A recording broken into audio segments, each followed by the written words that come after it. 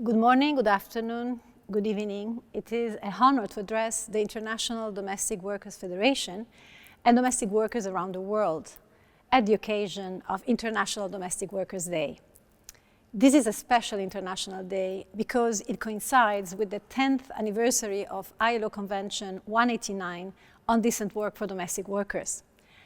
I remember very well the joy, screams, tears, and the hugs that exploded in the UN Assembly Hall when the International Labour Conference adopted the convention. I remember in particular the dance of domestic workers who during 2 years had contributed to the shaping of their convention, your convention, from the workers' benches. Your insights, perseverance, and determination were key to the adoption of Convention 189. But that was the beginning of a much longer and winding journey towards making this world a better place for all domestic workers. 10 years have passed since then, and a great deal has happened since 2011, including the outbreak of one of the most ravaging pandemics of the last 100 years.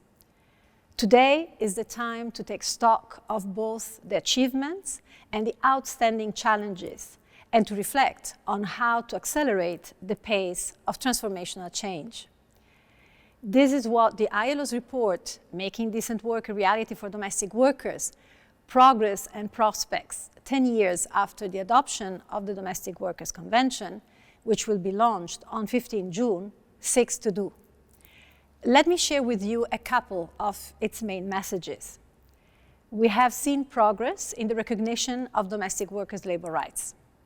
Today, a relatively high percentage of countries provide labor and social security protections, although there are great variations across regions.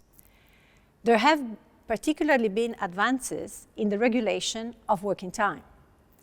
And this is very much thanks to the years of efforts by domestic workers' organizations everywhere, the IDWF and the ITUC. What is lacking, though, is implementation. Working conditions remain very poor. Informality, due to gaps both in legal protection and in implementation, is twice as high as among other wage earners.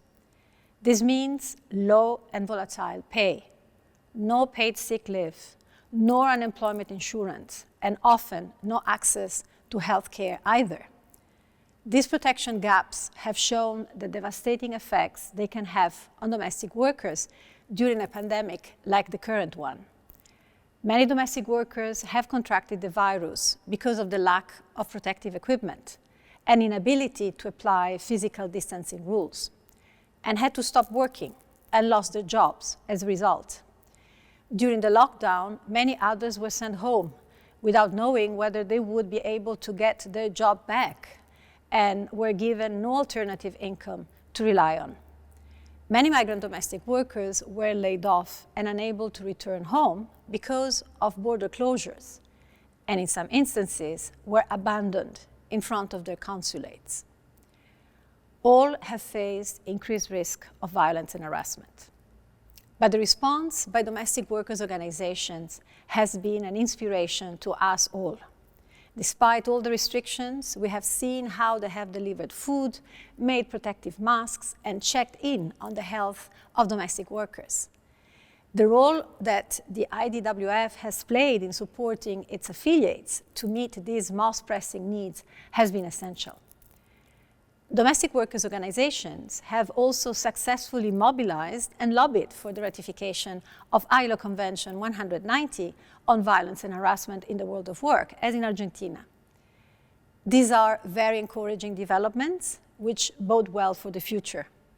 One of the main takeaways of our report is that a better future for all domestic workers is contingent on their effective voice and representation, and that of their employers.